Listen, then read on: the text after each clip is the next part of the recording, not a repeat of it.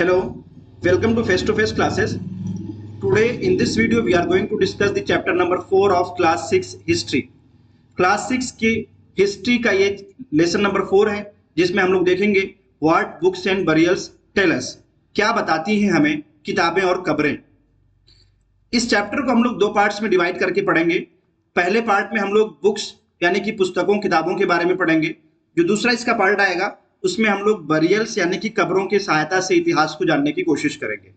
इससे पहले हम लोगों ने हिस्ट्री में जो भी 3 लेसन पढ़ा है उसमें हमने देखा कि हिस्ट्री पढ़ने के लिए हमें सोर्सेज की जरूरत पड़ती है और ये सोर्सेज जो हैं ये 2 प्रकार के हो सकते हैं। एक होता है आर्कियोलॉजिकल सोर्स और दूसरा सोर्स होता है लिटरेरी सोर्स। इससे पहले जो हम लोगों ने स्टोन एज पढ़ा था और चाहे स्टोन एज के साथ ही साथ अगर हम बात करें इंडस वैली सिविलाइजेशन की, तो ये दोनों पीरियड बेस्ड थे आर्कियोलॉजिकल सोर्सेज पर। अभी हम लोग जो नेक्स्ट पीरियड पढ़ने जा रहे हैं वो है वैदिक पीरियड। वैदिक पीरियड में हमारे पास सबसे पहला लिटरेरी सोर्स आता है जिसे वेद के नाम से जाना जाता है। तो ये पूरा लेसन वेदों से संबंधित है और हम देखेंगे कि वो कौन कौन से वेद हैं जो इंपॉर्टेंट हैं और उन वेदों से हमें क्या क्या जानकारियां प्राप्त होती हैं। सबसे ओल्डेस्ट लिटरेरी सोर्सेज की अगर हम बात करें, सबसे प्राचीनतम साहित्यिक स्रोत, तो उनमें से सबसे एक जो है वो है वेदास। वेदास ये टोटल 4 वेद हैं और इनमें जो सबसे पहला है उसे ऋग्वेदा कहते हैं, दूसरा जो है इसे सामवेदा, तीसरा यजुर्वेदा और चौथा है अथर्ववेदा। ये 4 वेद हैं। इन चारों को एक साथ वेद कहा जाता है और ये हिंदू धर्म की धार्मिक पुस्तक भी है। साथ ही साथ इतिहास जानने का बहुत ही अहम सोर्स भी है। ऋग्वेद से जिस पीरियड के बारे में हमें पता चलता है उसे ऋग्वेदिक पीरियड कहा जाता है। ऋग्वेदिक पीरियड, साथ ही साथ इसको हम लोग अर्ली वैदिक पीरियड का भी नाम देते हैं, अर्ली वैदिक पीरियड। और बाद की जो तीनों वेद हैं, सामवेद, यजुर्वेद और अथर्ववेद, इनसे जिस पीरियड के बारे में हमें सूचना मिलती है, इंफॉर्मेशन मिलती है, उसे लेटर वैदिक पीरियड कहा जाता है। तो इससे हमें यह समझ में आया कि वैदिक पीरियड को 2 पार्ट्स में डिवाइड किया जा सकता है। टेक्स्ट के आधार पर, लिटरेरी सोर्सेज के आधार पर हम लोग वैदिक पीरियड को 2 पीरियड्स में डिवाइड करते हैं। एक होता है अर्ली वैदिक पीरियड और दूसरा है लेटर वैदिक पीरियड। अर्ली वैदिक पीरियड ऋग्वेदा जो है ये अर्ली वैदिक पीरियड के बारे में बताता है और जो बाकी के तीनों वेद हैं ये लेटर वैदिक पीरियड के बारे में बताते हैं। उत्तर वैदिक काल, पूर्व वैदिक काल। अब ये जो सबसे ओल्डेस्ट लिटरेरी सोर्स है दुनिया का, इन चारों वेदास में भी जो सबसे ओल्डेस्ट, सबसे पुराना है वो है ऋग्वेदा। ऋग्वेद जिसका जो कंपोजिशन है, जिसको संग्रहित किया गया था लगभग 3500 साल पहले। ऋग्वेद में 1000 से ज्यादा मंत्र हैं, 1000 से ज्यादा मंत्र हैं। इन मंत्रों को सुक्तास कहा जाता है जिसका मतलब होता है वेल सेड, यानी बहुत अच्छे से जिसे कहा गया हो। ये जो हेम्स हैं, जो मंत्र हैं, ये प्रार्थना में है किसके? गॉड्स एंड गॉडेस, यानी कि बहुत सारे देव, देवता और देवियों के प्रेज में, उनकी तारीफ में ये हेम्स यानी कि मंत्र हैं। उस जमाने में अर्ली वैदिक पीरियड में जो 3 सबसे अहम देवता महत्वपूर्ण हैं उनमें एक है अग्नि। अग्नि जो आग के देवता हैं, the God of fire. Indra warrior God, ये लड़ाई या जंगजू वाले गॉड हैं। सोमा, सोम नाम का एक प्लांट है, ये उसके गॉड है। सोम जिससे एक स्पेशल ड्रिंक बनाई जाती थी। तो ये 3 गॉड, 3 देवता जो है बहुत ही इंपॉर्टेंट है, अग्नि, इंद्र, सोमा। जो हेम्स थे ये सेजेस यानी कि साधु, ऋषियों के जरिए से संग्रहित किए गए थे। वेदों में जितने सारे भी जो हेम्स थे, जो मंत्र थे, वो साधु संतों के जरिए से कंपोज किए गए थे। और ये जो साधु संत, प्रीस्ट थे, ये लोग अपने शिष्यों को ये सिखाते थे कि कैसे इसको रिसाइट करना है। रिसाइट का मतलब होता है पढ़ना। जैसे पोइट्री कोई पढ़ता है, कोई कविता पढ़ता है, इसे रिसाइटेशन या रिसाइट कहते हैं। तो जो लोग इसको सीखते सिखाते थे, जो प्रीस्ट होता था वो अपने शिष्यों को सिखाता था कि कैसे पढ़ना है, उसको कैसे याद करना है, हर एक सेलिबल को, हर एक वर्ड को, हर एक सेंटेंस को, बिट बाय बिट थोड़ा थोड़ा करके बहुत ही ध्यान पूर्वक जो शिष्य होता था उसको सिखाया जाता था प्रीस्ट के जरिए से, साधुओं के जरिए से। तो आप यहाँ पर एक बहुत ही इंपॉर्टेंट चीज जो है कि जो वेद है, ऋग्वेद, ये एक कोई पढ़ने वाला होता था, वो अपने शिष्यों को सुनाता था और फिर उसके शिष्य, उसके स्टूडेंट्स जो होते थे वो उसे सुनकर याद कर लेते थे। ज्यादातर जो हेम्स हैं, जो ज्यादातर मंत्र हैं, ये जो कंपोज किए गए थे, ये taught and learn by man, ये जो आदमी होते थे, पुरुष, इनके जरिए से सीखा सिखाया और समझा जाता था। लेकिन कुछ ऐसे भी थोड़े मोड़े कुछ ऐसे भी मंत्र मिले हैं जिनको महिलाओं ने भी कंपोज किया गया है, संग्रह किया है। ऋग्वेदा ये ओल्ड वैदिक संस्कृत में, अभी की जो प्रेजेंट डे स्कूलों में जो संस्कृत पढ़ाई जाती है, इससे बहुत ही अलग लैंग्वेज थी जिस भाषा में ओरिजिनल वेद था।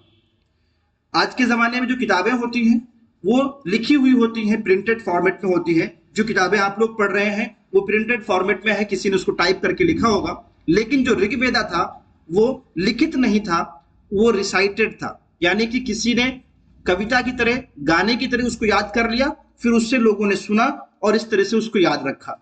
कोई उसको रीड नहीं करता था किताबों से। तो रिसाइट करना यानी जैसे कविता और गाने आप याद रखते हैं, इसी प्रकार से ऋग्वेद को लोगों ने याद किया और फिर उन्होंने लोगों को सुनाया, लोगों ने सुनकर उसको खुद से याद किया। तो इस तरह से आप देखेंगे कि जो रिटन प्रोसेस है ये कई सौ सालों के बाद ये आता है। सबसे पहले जो ये कंपोज हुआ है, जो प्रिंटेड हुआ, ये लगभग आज से 200 साल पहले ये लिखा गया। उससे पहले तक इसको सुना और सुनाया जाता था, इसीलिए इसको स्मृति भी कहते हैं। अब देखिए, ये जो वेद है ये संस्कृत भाषा में है। तो संस्कृत भाषा एक लैंग्वेज की फैमिली है जिसे इंडो यूरोपियन कहते हैं, उससे संबंधित है। फैमिली ऑफ लैंग्वेज का मतलब होता है जब कोई ऐसी भाषा हो, कई सारी भाषा में कोई शब्द कॉमन हो, एक जैसा हो, तो उसे हम लैंग्वेज की फैमिली कहते हैं। जैसे यहां देखो एग्जांपल, संस्कृत में एक शब्द है मात्र। मात्र एक शब्द है संस्कृत में जिसका मतलब होता है मां। हिंदी में इसे मां कहते हैं, वही इंग्लिश में इसको मदर कहते हैं, और फारसी में अगर देखा जाए तो इसको मादर, मादरे वतन जैसे कहते हैं। तो ये जो शब्द हैं कहीं ना कहीं इनमें जो इन वर्ड्स ये कॉमन दिख रहे हैं आपको। तो इस तरह के जो भाषाएं होती हैं, इन तमाम भाषाओं को एक फैमिली में रखा जाता है और उसे लैंग्वेज की फैमिली कहते हैं। तो संस्कृत भाषा जो है ये इंडो यूरोपियन फैमिली से इसका ताल्लुक है। और इंडिया की बहुत सारी भाषाएं, भारत की बहुत सारी भाषाएं हैं, जैसे आसमी, गुजराती, हिंदी, कश्मीरी, सिंधी, यहाँ तक कि उर्दू भाषा भी इसी इंडो यूरोपियन फैमिली से संबंधित है। तो संस्कृत भाषा जो हिंदी और उर्दू की जननी मानी जाती है, इसी तरह से एशियन लैंग्वेज, बहुत सारी एशिया की भाषाएं जिनमें फारसी भी है, और यूरोप की बहुत सारी भाषाएं, English, French, German, Greek, Italian, Spanish, ये तमाम की तमाम भाषाएं इसी फैमिली, इंडो यूरोपियन फैमिली से संबंधित है। तो हम देख रहे हैं कि संस्कृत जो भाषा है ये इंडो यूरोपियन फैमिली से संबंधित है। भारत की कई सारी भाषाएं इसी फैमिली से संबंधित है, यहां तक कि एशिया और यूरोप की भाषाएं भी इंडो यूरोपियन लैंग्वेज फैमिली से संबंधित है। हमारे भारत देश में जो हमारा पूरा उपमहाद्वीप है भारत, यहां पर कई सारी लैंग्वेज फैमिलीज यूज की जाती हैं। जैसे नॉर्थ ईस्ट यानी कि असम, अरुणाचल, मेघालय, ये जो हिस्सा है यहाँ पर जो भाषाएं बोली जाती हैं उनको जिस फैमिली में रखा जाता है उस फैमिली का नाम है तिब्बतो बर्मन फैमिली। तिब्बत और बर्मा की जो फैमिली है उससे संबंधित है नॉर्थ ईस्ट की भाषाएं। वहीं अगर साउथ इंडिया की बात करें हम, तो वहां जो भाषाएं बोली जाती हैं तमिल, तेलुगु, कन्नड़, मलयालम, ये सब के सब द्रविडियन फैमिली से संबंधित हैं।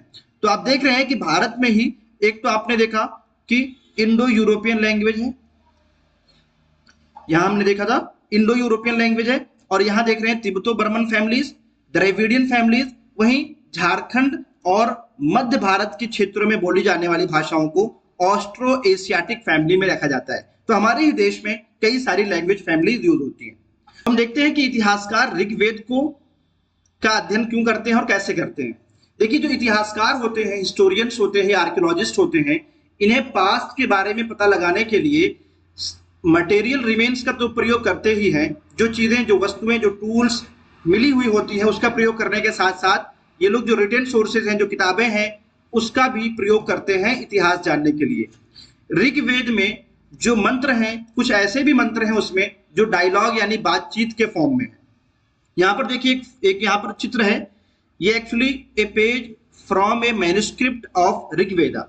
मैन्युस्क्रिप्ट का मतलब होता है कि एक ऐसी पुस्तक जिसको इंसानों ने खुद अपने हाथों से लिखा हो। मैनु मीन्स मैन, इंसान, स्क्रिप्ट मतलब लिखावट, यानी इंसान जब हाथ से कोई चीज लिखता है तो उसे मैन्युस्क्रिप्ट कहते हैं। ऋग्वेद की एक मैन्युस्क्रिप्ट मिली है हमें, और ये पेड़ों की छालों पर लिखी गई है, कश्मीर से मिली है ये 150 साल पहले लगभग, जब ऋग्वेद का सबसे पहला संस्करण बनाया जा रहा था, टाइप करके प्रिंट टेक्स्ट में बनाया जा रहा था, तो इसी का प्रयोग किया गया था, इसी से पढ़ के और उसको फिर टाइप फॉर्म में लाया गया था। इसका इंग्लिश ट्रांसलेशन भी इसी से बनाया गया था। ये जो मिली है किताब, मैन्युस्क्रिप्ट जो मिली है, ये पुणे की एक लाइब्रेरी में जो महाराष्ट्र में है, ये अभी भी स्थित है। आप लोग जाके वहां पर ओरिजिनल जो टेक्स्ट था उस जमाने का, जो एक पेड़ की छाल पर लिखा गया है, इसको आप लोग देख सकते हैं, समझ सकते हैं। अब हम देखते हैं कि ऋग्वेद से हमें कैटल्स, हॉर्सेस और चैरियट्स यानी मवेशी, घोड़े और रथ के बारे में भी पता चलता है। बहुत सारे ऐसी प्रार्थनाएं हमें ऋग्वेद में मिलती हैं जिनमें लोग जो है कैटल यानी कि मवेशी मांग रहे हैं गॉड से, चिल्ड्रेन, बच्चे, स्पेशली लड़के, सन्स। उस जमाने में लोग सन प्रीफर करते थे, जैसे कि बच्चे ये लोग प्रेयर कर रहे हैं, मांग रहे हैं, लेकिन लड़का चाहिए उन्हें। हॉर्सेस यानी कि घोड़े भी मांगते थे। हॉर्सेस का प्रयोग ये लोग करते थे रथ को खींचने के लिए, जो कि बैटल्स यानी युद्धों में प्रयोग किए जाते थे। युद्ध लड़े जाते थे मवेशियों को पकड़ने के लिए, और कुछ युद्ध इसलिए भी लड़े जाते थे ताकि जमीन को कब्जा किया जा सके। ये लैंड या जमीन इसलिए इंपॉर्टेंट है क्योंकि ये इन्हें चरागाह देती थी, जानवरों को चराने की जगह। साथ ही साथ ये लोग क्रॉप भी उगाते थे, जैसे बार्ली, जौ की खेती भी करते थे ये लोग। कुछ ऐसे भी युद्ध हुए जो पानी के लिए लड़े गए, वाटर के लिए, कोई तालाब है, कोई कुआं है, उसके लिए भी युद्ध लड़े जाते थे। कुछ युद्ध लोगों को पकड़ने के लिए भी लड़े गए। Sum of wealth that was obtained was kept by the leaders. जो वेल्थ, जो युद्धों से जो माल इकट्ठा होता था, उसको जो लीडर होता था उनका, वो कुछ अपने पास रख लेता था, कुछ जो है साधु संतों को दे देता था, और जो बचा हुआ माल होता था वो आम लोगों के बीच बांट दिया जाता था। कुछ वेल्थ जो है, कुछ माल जो है, इसको यज्ञ या सैक्रिफाइस यानी बलि के लिए भी प्रयोग किया जाता था। ऑफरिंग्स यानी कि भेंट भी चढ़ाया जाता था आग को। जो हमारा इनका गॉड होता था, अग्नि गॉड, उसको ये लोग ऑफरिंग्स यानी चढ़ावा भी चढ़ाते थे। ये जो ऑफरिंग्स होती थी, ये गॉड्स एंड गॉडेट्स यानी देवी और देवताओं के लिए होती थी। इन ऑफरिंग्स में ये जो लोग चढ़ावा चढ़ाते थे, भेंट चढ़ाते थे, इसमें घी, अनाज और जानवरों का भी भेंट करते थे। आमतौर से जो है मेन जो होते थे यानी कि पुरुष वॉर्स में हिस्सा लेते थे, युद्धों में हिस्सा लेते थे। उस समय कोई भी रेगुलर आर्मी नहीं थी, यानी कि जितने लोग थे ये लोग ट्राइबल्स की तरह रहते थे, कबीले की तरह, और आपस में ये लोग मिलजुल के रहते थे। जब भी कहीं किसी से लड़ाई होती थी तो सारे लोग जाके लड़ाई में लड़ते थे। ठीक है, कोई भी रेगुलर आर्मी नहीं थी, जैसे आज के जमाने में सरकार आर्मी रखती है, उस तरह का कोई आर्मी नहीं था उनके पास। असेंबलीज हुआ करती थी जिसमें लोग मिलते थे, सभाएं होती थी, उसमें सभा होती थी, डिस्कशन होता था on the matter of war and peace. लड़ाई करनी है कि नहीं करनी है, किससे लड़ना है, या शांति स्थापित करना है, कैसे करना है, इन सब बातों का डिस्कशन होता था उनकी सभाओं में। एक और इंपॉर्टेंट चीज है कि ये लोग अपने लीडर्स का, अपने नेता का चुनाव करते थे, और ऐसे नेता को चुनते थे जो बहादुर हो और लड़ाकू हो, जंगजू हो। अब कुछ शब्द प्रयोग हुए हैं ऋग्वेद में, उनके बारे में हम लोग जानते हैं कि लोगों के बारे में कैसे कैसे शब्द प्रयोग किए गए हैं। देखो, लोगों को बारे में बताने के लिए कई सारे तरीके हो सकते हैं। अगर किसी के बारे में आपसे पूछा जाए तो हो सकता है कि आप बताएं कि वो लोग करते क्या हैं, व्हाट वर्क दे डू, वो लोग क्या काम करते हैं, या वो कैसी भाषा बोलते हैं, या वो किन जगहों पर रहते हैं, उनकी फैमिली के बारे में, या उनकी कम्युनिटी के बारे में, या उनकी सांस्कृतिक जो प्रैक्टिसेस हैं, कल्चरल प्रैक्टिसेस हैं, उनके बारे में। देखो, दो ग्रुप्स जो हैं उस जमाने में वहां पर वर्क करते थे, एक था प्रीस्ट और दूसरा राजा। प्रीस्ट यानी साधु संत, जिन्हें ब्राह्मण भी कहा जाता था, ये लोग ज्यादातर रीति रिवाज परफॉर्म करते थे। और दूसरा जो ग्रुप था वो राजा था। पहला ग्रुप कौन हुआ? प्रीस्ट। दूसरा ग्रुप कौन सा है? राजास। अब राजा जो होता था, ये आजकल जो राजा हुआ करते थे जिनके बारे में हम लोग आगे चल के पढ़ेंगे, उस तरह के राजा नहीं होते थे। इनकी कोई राजधानी नहीं होती थी, कोई कैपिटल सिटी नहीं है, कोई महल नहीं है, कोई इनकी आर्मी नहीं है, और ना ही ये लोग टैक्स कलेक्ट करते थे। यानी बिल्कुल सादा जीवन था इनका, बिल्कुल सिंप्लिसिटी थी इनके यहाँ। और they did not automatically succeed fathers and rajas. Sons जो होते थे, यानी कि मान लीजिए कि कोई राजा है तो इसका जो पुत्र होगा ये राजा नहीं बन जाता था, बल्कि राजा बनने के लिए इलेक्शन होता था। राजा बनने के लिए इलेक्शन की प्रक्रिया थी, डेमोक्रेटिक सिस्टम था उस जमाने में भी। दो और शब्द प्रयोग किए जाते हैं वहां के लोगों के बारे में बताने के लिए। एक पूरी कम्युनिटी को बताना हो तो एक शब्द प्रयोग होता था जन। जन आज भी जैसे जनसभा होती है, जनमानस, तो इसी तरह से जन आंदोलन होता है, यानी कि आम सब तमाम लोगों का आंदोलन। तो उस जमाने में भी जो जन का प्रयोग होता था, आज भी ये हिंदी में प्रचलित है। दूसरा जो शब्द प्रयोग होता था आम लोगों के लिए, विश। विश वैश्य इसी से निकला है। वैश्य जो बनिया या जो खेती बाड़ी करने वाले लोग हैं, जो बिजनेस करने वाले लोग हैं, उन्हें वैश्य कहा जाता है। तो ये विश से निकला है। देखो कई सारे विश और जन के नाम मेंशन है ऋग्वेद में, जैसे पुरुजन या पुरुविश, भारत जन, भारत विश, यादुजन या यादुविश। तो आज भी भारत, यादु और पुरु ये नाम आज भी सुनने को मिलते हैं। अब जो लोग हेम्स यानी मंत्रों को संग्रहित करते थे उन्हें आर्यन्स कहा जाता था। जिन लोगों ने वेदों को संग्रहित किया उन्हें आर्यन्स कहते थे, और जो इनके अपोनेंट्स होते थे उनको दासाज या दस्यूज कहते थे। दासाज या दस्यूज जो थे ये सैक्रिफाइसेस परफॉर्म नहीं करते थे, यानी कि ये बलि नहीं चढ़ाते थे, और ये आम आर्यों से अलग भाषा बोलते थे। दास या दासी, स्लेव यानी कि गुलामों के लिए भी प्रयोग किए जाते हैं। स्लेव्स यानी कि गुलाम, ये मेन और वुमेन दोनों लोगों को जब कभी युद्धों से पकड़ के लाया जाता था तो उन्हें स्लेव बना लिया जाता था, और इनको एक प्रॉपर्टी की तरह से इनके साथ व्यवहार किया जाता था। जो उनका ओनर यानी कि मालिक होता था वो उनके साथ उनसे जो चाहता वो कराता था। तो आज की वीडियो में हम लोगों ने पढ़ा कि ऐतिहासिक स्रोतों में सबसे इंपॉर्टेंट जो लिटरेरी सोर्स है वो है वेद, और वेदों में सबसे पुराना जो है ऋग्वेद है। हमने ऋग्वेद की सहायता से देखा कि बहुत सारे शब्द और बहुत सारी बातें उसमें हैं जिनसे हम इतिहास के बारे में जान सकते हैं और समझ सकते हैं। अगले पार्ट में हम लोग कब्रों के माध्यम से, बरियल्स के माध्यम से देखेंगे कि इतिहास को कैसे जाना जा सकता है, और हम लोग मैप की सहायता से लोकेट करेंगे कुछ प्लेसेस को जहां पर मेगालिथिक बरियल्स यानी कि महापाषाण बरियल्स यानी कि कब्रें प्रचलित थी। तो आज के लिए इतना ही। Thanks for watching. Please like the video and comment below, and if you haven't subscribed our YouTube channel, please subscribe.